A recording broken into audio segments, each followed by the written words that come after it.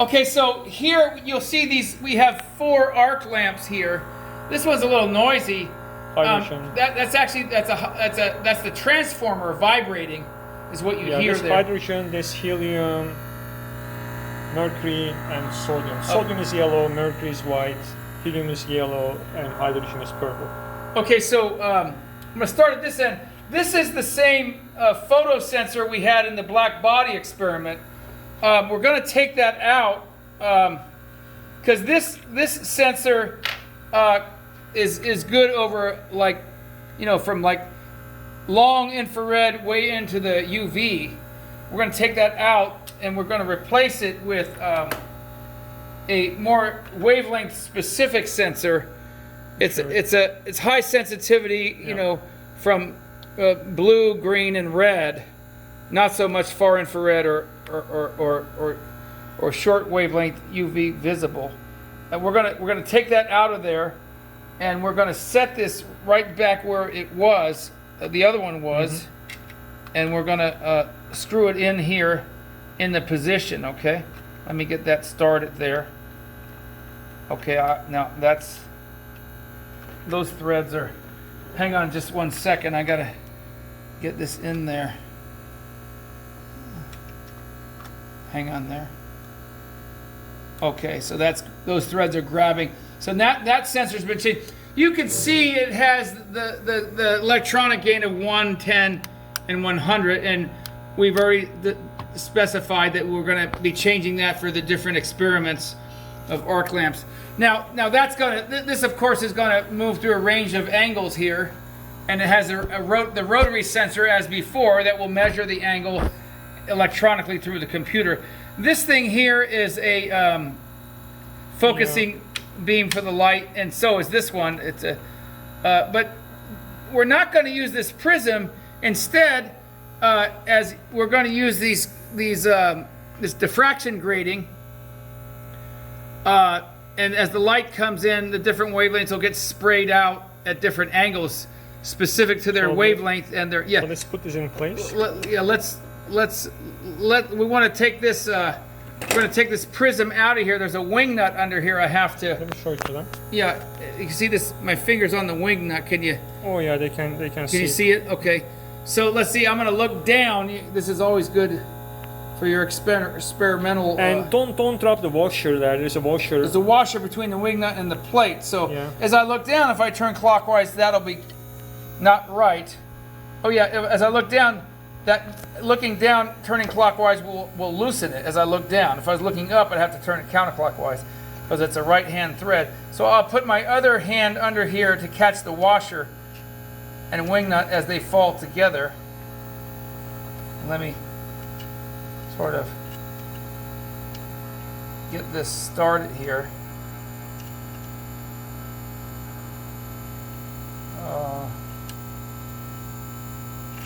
Okay. You got both? Yeah, I've got the. I'll show it to them. See, the washer almost dropped out of my hand. Those are hard to find if you drop them on the floor. See, locking spring washer, locking spring pipe. Yeah. So that it kind of locks into place. So now I should be able to lift the prism out of its. You need to unscrew it actually, I think. Oh, this actually unscrews. Okay. Yeah. Just keep it turning. Yeah. So I'll unscrew it. So that's the prism that we use to scatter the wavelengths for the black body experiment. Okay, so let's get that out of there.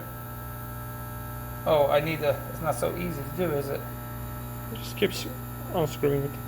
Oh, but I have to hold the shaft. Oh, okay. It's unscrewing the shaft too, which is really unfortunate.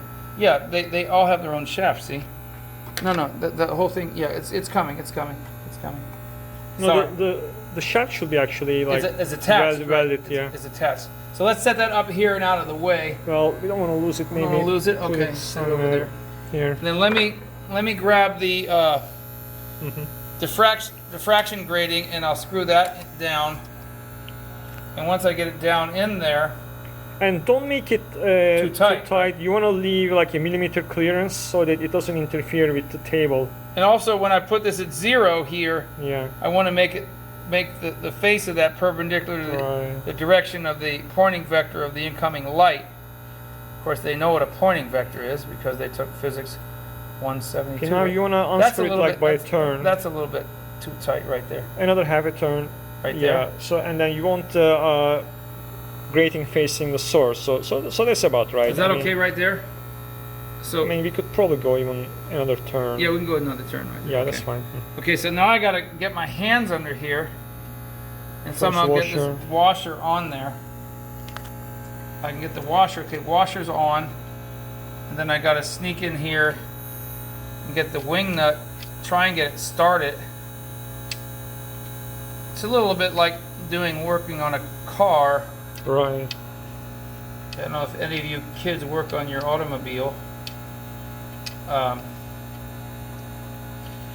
can be quite enjoyable when you're doing mechanic work and have some level of success. It's a little bit like doing experimental physics, actually. You change something and see if it runs better. Okay. Again, I'm going to try and move this setting to 0 degrees, and with my eyeball, let me put my glasses on if I want to use my eyes as instruments. I can line this up so that the face of this grating is perpendicular to the oncoming beam.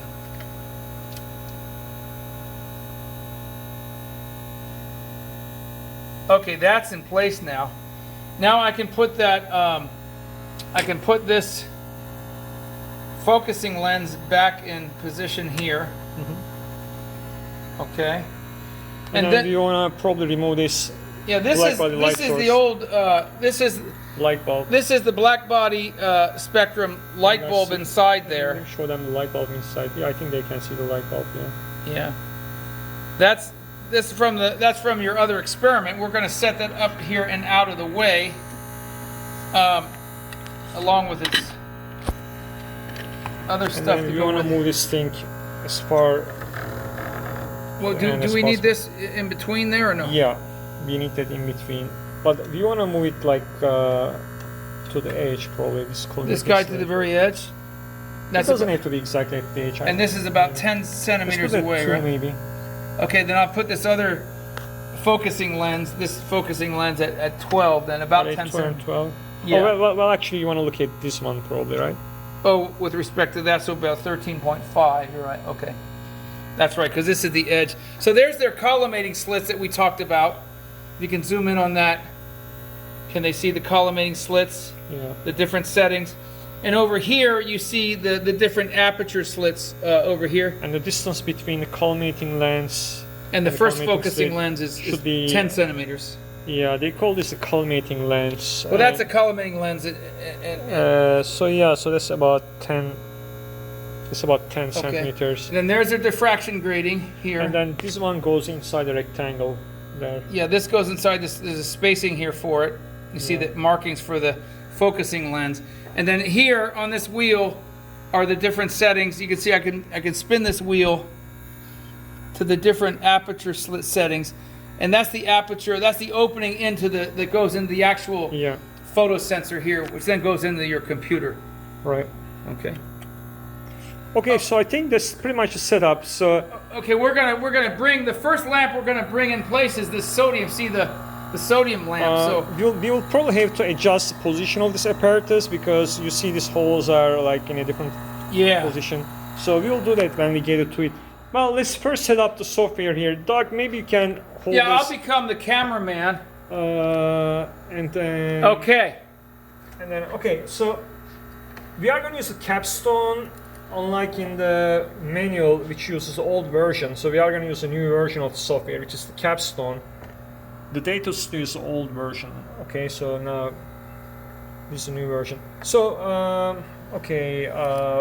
what we do the hardware setup here first.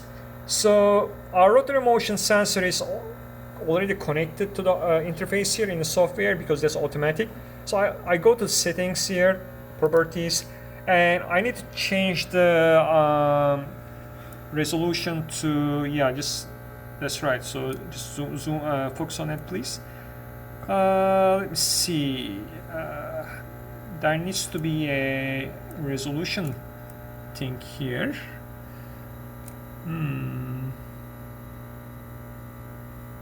Or maybe not for this one. Maybe I thought there was No, the rotary motion sensor was so maybe for the set.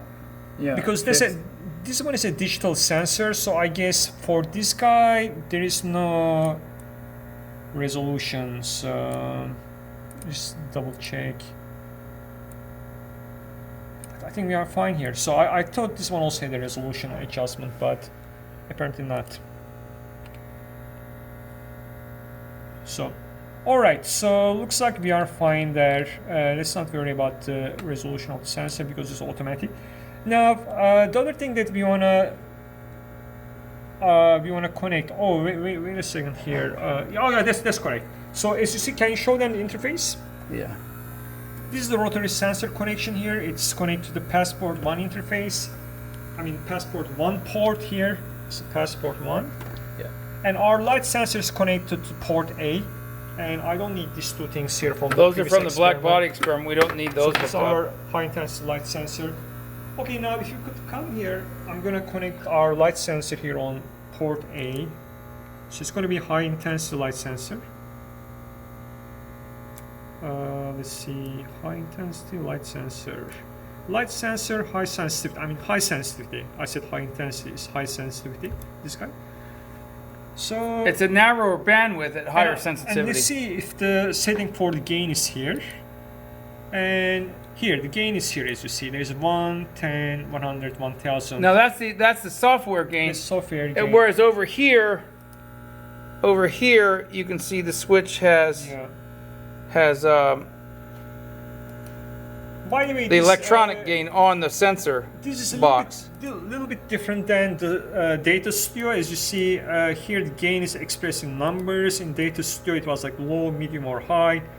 I guess we could figure out which one is which here, but I'm guessing low is basically 1, and medium is 10, and high is like one of these 100 or 1000.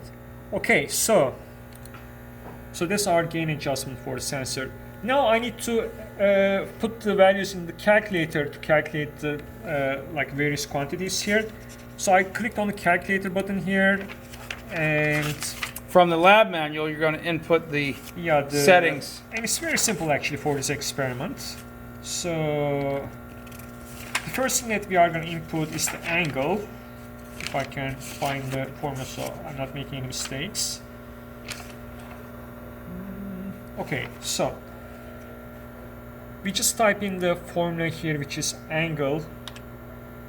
From your lab manual. Right. Equals pinion angle divided by ratio. Click enter. And I define the pinion angle as the angular position in degrees. So let's do that. I think I can just right click on it, right click and insert data, and rotary motion sensor here, angular angle radian, which is right here. And I want to change units here, by the way, so I want to change to degrees. So I click on that and change units to degrees. Now you see how it is done. And then I need to find the ratio, which is a constant equal to, I believe, 59.69. So 59.69. And then click enter. And then we are going to define one more variable here, actually two more variables. I define theta as angle minus theta 0.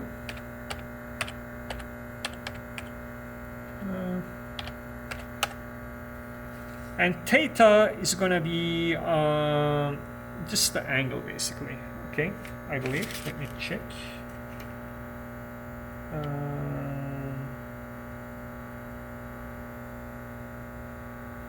Yeah, so well, actually angle is already, oh wait a second, I made a mistake in this formula. So It's nice. We like to see mistakes Right, so because these are the same things that would happen to you when you go in and do see this. if I can use this Greek letter here. It will be nice if I can. So the equal sign goes here. So it gave me the Greek letter automatically, which is good. Oh, so I wanna just say yes here, so I'm making mistakes. And then I delete this again. It created the Greek letter for you. Angle is already defined, so I just want to delete this guy here probably. Click accept again. Well, let's define theta 0 here. Theta 0 equals, for now, it's going to be a constant, so I can just define that as 0 right now at the point. What theta 0 is basically, it's like your central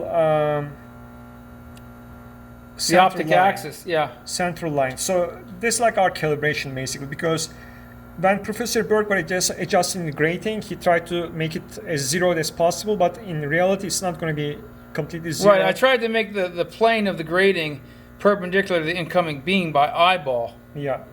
But it's not going to be perfect, so we can make it. So it's just some like offset basically Yeah, for the angle. yeah, It's an yeah. offset angle. And finally, there's one more thing. I enter lambda. By the way, talk loud because that one transformer on the hydrogen Right. discharge lamp is loud. Okay, so the last formula here is for the wavelength. Lambda. It's lambda with BD or B, I'm not sure, but you could say with BD if you like. And D times sine theta 2 minus theta 1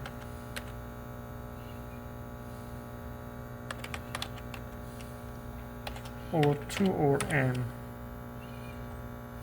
Is this correct? I think that's correct. D times sine theta 2. I think that's correct, and accept.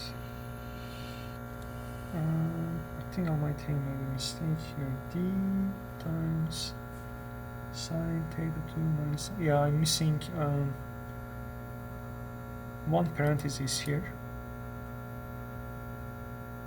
It goes, I believe, here, right? Okay, this is looking much better. Now it's asking what these. So these are all constants. So we are going to define this later. For now, we could just say D equals. I think we got a rough value of 1650.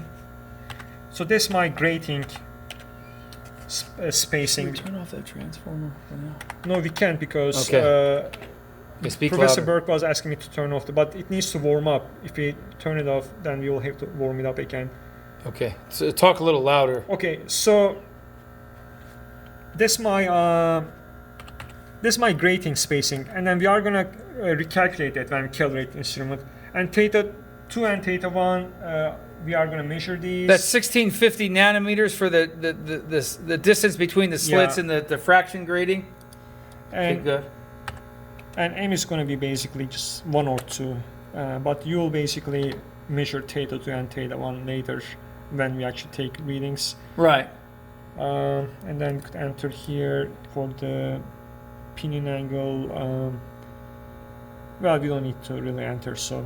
They're trying to speak louder there, Okay, doctor. okay. Yeah. So the units for this guy is going to be degrees for the angle, and the same thing here, degrees for the theta 0, degrees. Well, at least they can see what I'm typing it in. Alright, so oh, that's not the units here, so I need to delete that. So let's say n equals 1. Okay, I hope you could hear me. I'm Yeah, hearing- got to I'm talk hearing over it. that. You can see the noise of that transformer. Hello, you can hear me? You got to Yeah. make sure the sound bars go above that.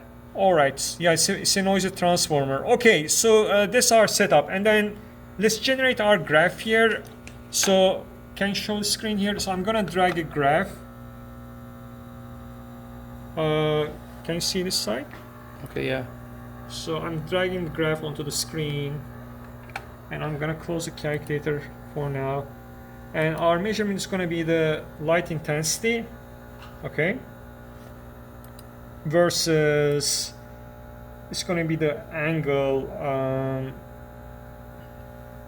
but which angle here? So I believe it's this angle here, or actually versus lambda, right? So we want to versus lambda. Okay, so that's basically light intensity versus lambda, and then let me enter my units for lambda here. So that's nanometers. Okay. Nanometers, right? Yeah, yeah. You can't talk very loud, Doug. I'm having a hard time talking loud here. It's okay. So I'll just remind you. Not everyone is gifted in that. Well, it's also, it can be a detriment when you're at dinner and somebody tells you, would you please not yell at me? And I think I'm talking normal because I can't hear anything. Go ahead. Sorry. Right, Sorry, doctor. Okay, so I think we are set up here. Software's loaded? You wanna try a quick run here? See Yeah, what happens? okay. Just to see if everything is working. Okay, you want to bring the sodium over? Yeah, let's try. This is this noisy one. This is the hydrogen. This is the noisy transformer in this hydrogen gas discharge tube. Let's put that one off to further away, yeah. The noisy hydrogen tube transformer.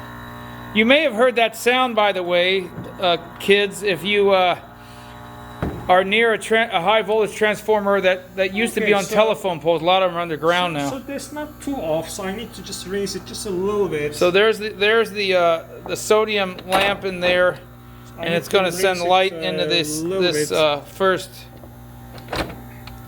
hole, which leads through the collimating slits. Whoops.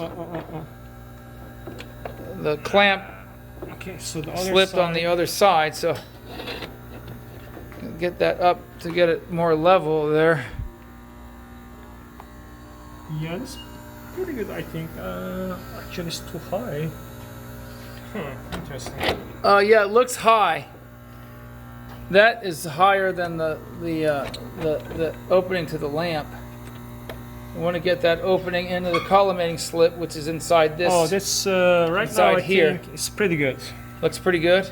Yeah. We want the light coming from here to go into that. And I'm gonna look at the. That's what he's looking at now. For the sodium, we say collimating slit 1, aperture 1. Looking over at our settings.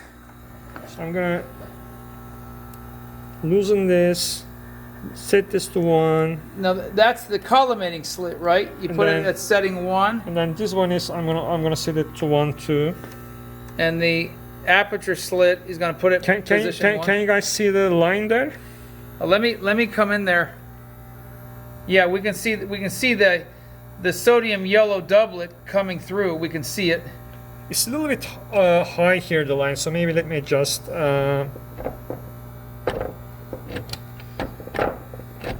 Well, that's going to be the central maximum along the optic axis. Let me see it. Yeah. It's probably, Whoops, sorry. Good. Banging into things there. Adjusting the level of the height on these along these posts, that post and the other post over there. It's actually just by looking, it's probably even better. If you eyeball it, you get a pretty good look. There's the noisy one right there.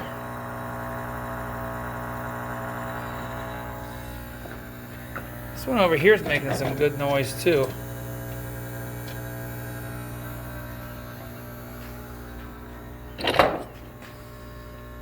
All right. Okay. How does it look now? I think it's looking. Let's step out of there and I'll take a look.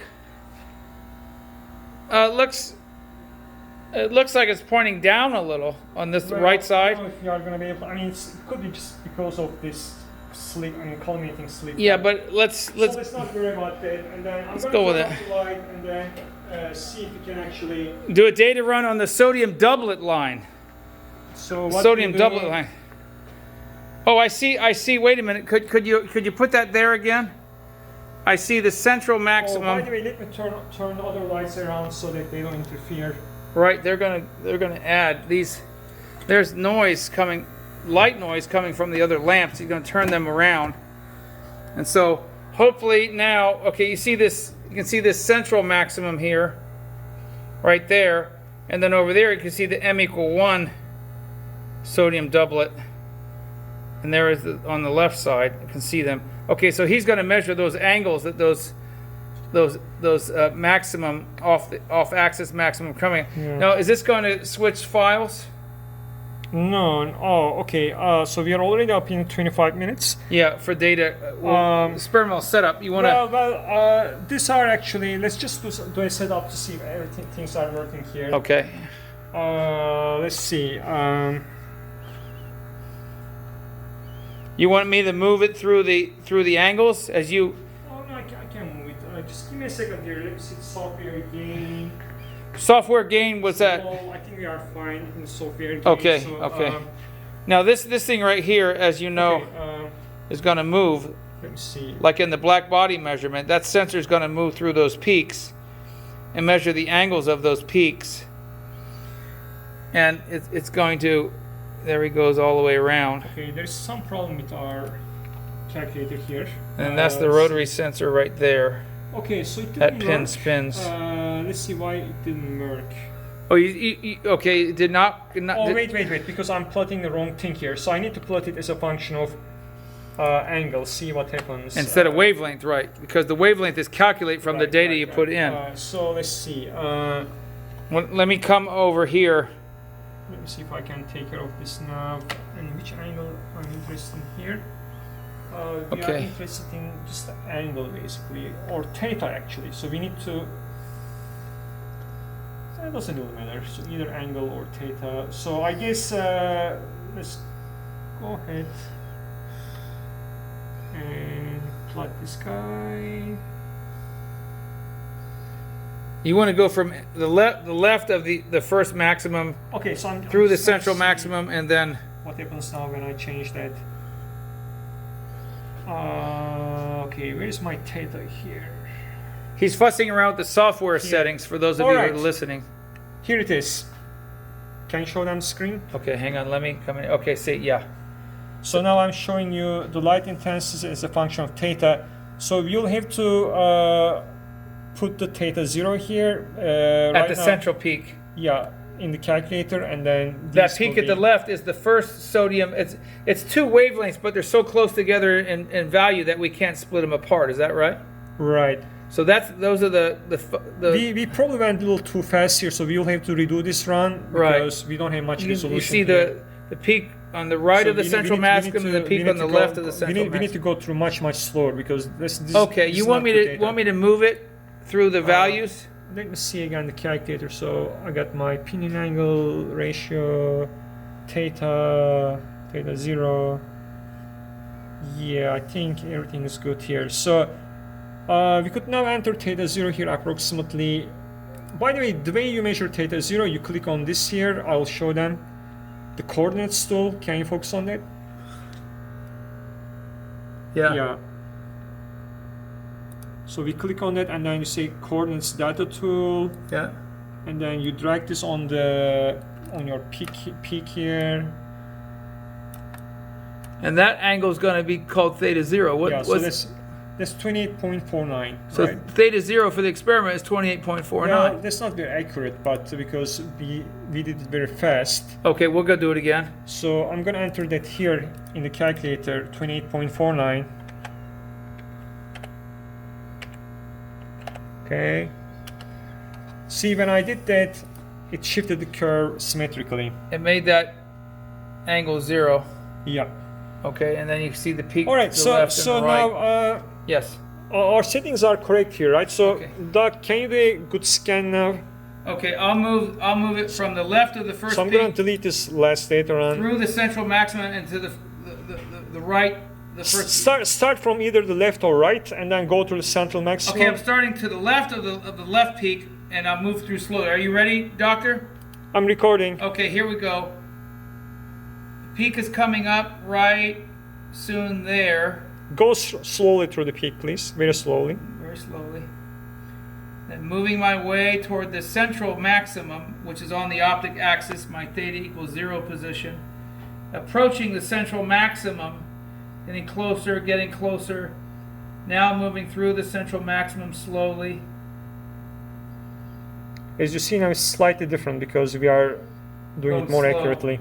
And now I'm heading off toward the M like Mary equal 1, M equal 1 maximum on the right, to the right as I look from the source toward the sensor, to the right of the central maximum, the first maximum for the sodium yellow doublet, going through it now. Slowly.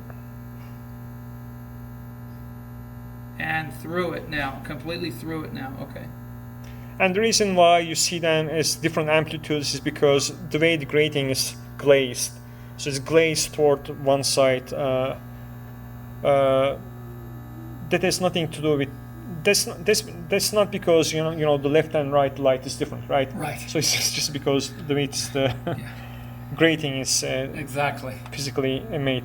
Okay, so we can stop this data run, and then you guys can actually now redo the theta 0. Now you're going to send them this data file, right? Right. So they will have to do their theta 0, right? Right. So which is right between these 2 points. So if I get my coordinates tool, data tool again, drag it over. Oh. It's couple. There you go. Put it on the peak. It's going to be either this one or the other one. So that's very close to 0. That's like 0.50 degrees, minus 0.50. Right, because you already adjusted from the other one. And then the other one is like minus 0.52. Okay, so it's kind of hard to, minus 0.52 versus minus 0.51. So they could take like minus 0.51. So that's their sodium vapor lamp data right there. Is that correct? Right. So that's correct. So. Okay. But the problem is here in the theta 0. I have already entered like 28.51. Well, that's why it was very close to 0 there. So do you think I need to make it 29 or 28 now? Well, you got to add the 0.51, right? So I need to, probably add. So it's probably going to be 29 now. Yeah, right, because you already adjusted by the 28.15, I believe. So I'm making this 29. Make it, it's approximately 29 from, because the software had 0 where it wanted it. But this is really not going to change your results because at the end you are subtracting theta 2 from theta 1. Yep. So this is only for your viewing convenience. Yeah, because right. It's not going to change. The angle between the first maximum on the left and first maximum on the right is delta theta. Oh, so we did go the wrong way here. So you actually went the wrong way? Okay. Yeah. So it has to be like 27.7 or something. 28 or something, right? Yeah, other way.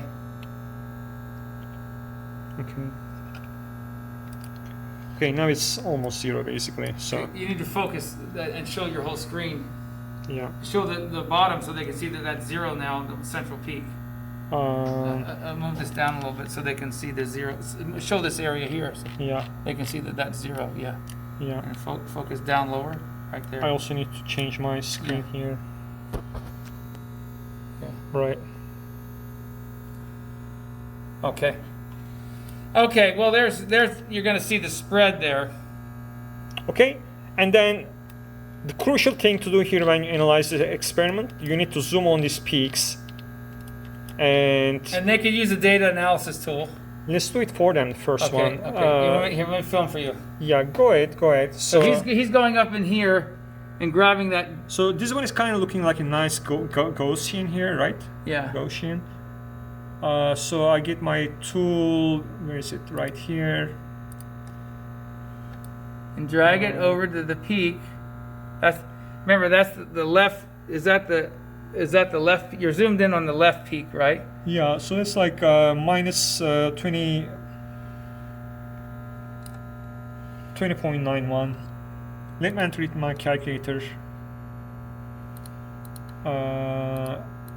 Minus 20.91. Right? Yeah. Oops. It's not good at all. Okay, click accept. And my aim is 1. I'm looking at first order here, right? Right. Did you do the right, first order? Right. Okay, And now go to the right. Go to the right. So it's going to be pretty symmetrical, probably. There's but the let's big see. one in the center.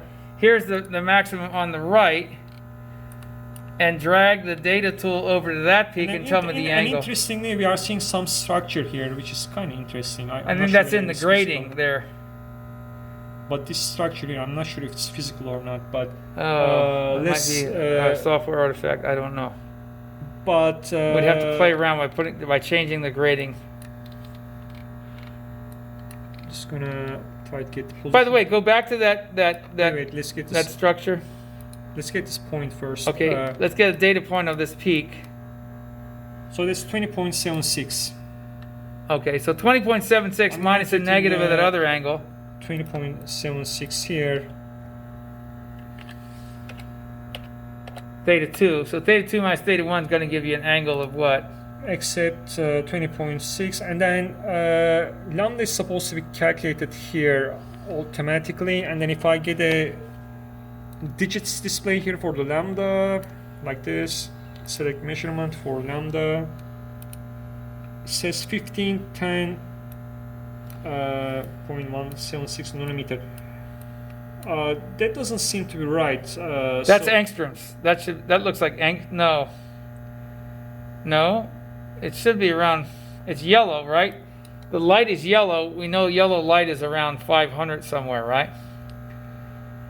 So this is what happens when you experiment, guys. Let's see, what should be the wavelength for sodium? It's supposed to be like 589. 589. So it looks like we're off by a factor of something. Are you sure we scanned the first order? Probably not. No, I think I did. There's the maximum. There's the first max right there, right? So you scanned the first order? Right? Yeah, I scanned the first order through central maximum there. And then I went to the first maximum on the right. Okay, so we're going to have to figure out.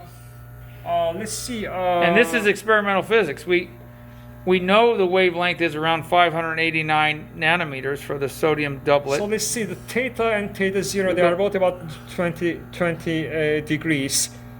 So when we subtract them and divide them by 2, so we get still roughly 21 degrees.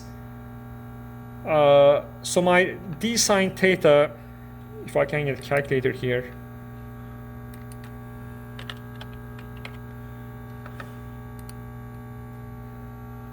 And then scientific.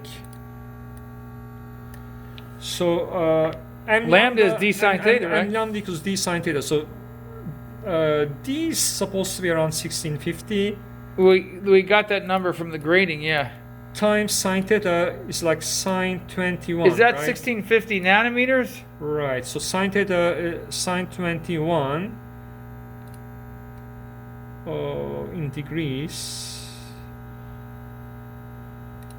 Oh, this is actually correct. So it looks like there's a problem in my formula here. So you see, folks, you understand what he did? He knows that lambda for the first order maximum is d sine theta. We know d from the grating, and we know the angle we just measured is like 21. Yeah. So d times sine angle gives about 590 so let me angstroms, see what's wrong in my which is formula correct. here. Can you focus my he's got formula? something wrong in his. Can you guys see what's wrong with my formula here? I'm looking at my formula. So it's d sine theta 2 minus theta 1 divided by 2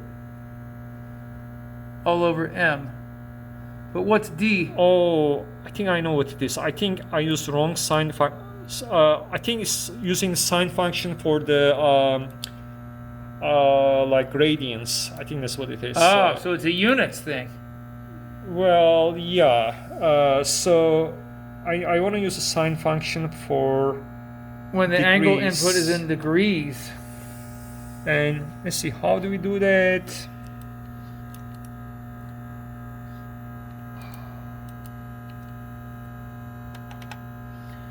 Keep in mind, when things go wrong, we did a calculation in our head to know what the data told us. The data told us right around 590, and of course, So the I actual think- wavelength is I think we click 589.3. So we're happy that no. the physical instrument is working. It's the software that have a glitch in it now, so that the software should agree with what the physical instrument's reading. And of course, we have formulas here that are making a calculation, and they had better agree. And this is what happens all the time, okay? Yeah, so they made it in a kind of user unfriendly way to figure out how to change from radians to degree. Oh, here. Units on here. the right, yeah. Use degrees. No, this one here. You see? You see this button here? Oh, So we need to click on that. So degrees. very good, very good. All right, now we click accept, and then And now look I at get suddenly, 587. So the reason why this is a little bit off is actually we are not actually trying to get the lambda here. We are trying to get D. So we need to do a reverse calculation, right? right. So You're trying to get basically, the diffraction grating spacing? No. Yeah. So the actual value is 589.3. Okay, we know that that's sodium in there, so we know the actual wavelength of the doublet is 589.3. So we're calibrating the grating spacing, then, is what you're saying. Right. So that's kind of easy to do, right? So That's how you calibrate this instrument, right? So yeah, let's do that. So my angle difference is, you know what? Let's leave it to them. So let's not do the calibration for them Okay, because otherwise we are. doing everything for them. they have the software and the data, Yeah. so they can take the right number for they can take the 589.3 for the wavelength, and then they can calculate D, Right. and then that's calibrating the diffraction grating. Right. Because this number is wrong, so you need to calibrate D. So you Okay. need to calibrate D, and then once you calibrated it, Because we put a number in for D just to get the Yeah. thing working. so you need to then put in the correct value for the diffraction And get the spacing. formula for D, and then use that value for D for the whole experiment. Yeah. All right. We're going to let you do that. So You want to slow this down and then take the next set of data, or you keep well, rolling? let me first. We gotta change move the- lamps let me around. Now I'm gonna go to data summary here, and on run number 1 I'm gonna right click, and then I'll say rename. Okay. I'll say rename, and I'm gonna rename it. What should we call it? Sodium, right? Yeah. Sodium calibration of instrument, or just call it sodium. They know Sodium. we're using the sodium line to calibrate the apparatus. It doesn't let me use the parentheses. Just call it sodium. Sodium. Okay. So you know lambda is d sine theta, or D is lambda over sine theta. So that's what he wants you to do. He wants you to use Okay. that formula. And then let me actually change D the, is lambda over sine theta. change the light color too. So what's my color here? It's like kind of orangish Yeah. yellow. So if I can find a nice orangish yellow. So this one, how does this one look? Now what are you doing now? Explain. I'm just changing the color just for fun. Oh, of the graph. Yeah, so it's kind It's of just like, changing the color that Yeah. the graph is drawn in all right. This to kind of look brown. a little bit like the sodium, the color coming out of the sodium lamp, but somehow it doesn't quite look right. Let's see. Right, so they're going to say D is lambda 589.3 over sine of that angle, which is 21 point something, and that's going to enable them to plug D into their software for the right D diffraction grating spacing for this I entire think this one is experiment. better. Yeah, so this one is about right. Okay. So You happy with that, well, doctor? Let's make it a bit. It really doesn't matter, but It's just aesthetics here. Okay. Okay, so this is we're 44 minutes in, and we got 3 more lamps to All look right. at. So let's stop this video, and then we will have Your calibration. the rest of the data taking process. Right, and then the rest of the data, they're going to get the number D that they derive from Right. this experiment and plug it in for the other experiments where they're going to measure. And hopefully that's lambda. going to be fast. So. Okay, yeah, that'll be fast, guys. Sorry about the length of these videos, All right. but we want you to experience that when you do this, Now we've already done this, and we would do it again, and we have problems. Right. And so you got to have patience to do experimental physics, and you need to be in the pit here where it's Right. happening, and let it happen. Don't get All right. frustrated. Okay, we'll turn this off now, doctor. Yeah. Okay, we'll Thank see you in a very minute. much, Professor. Yes.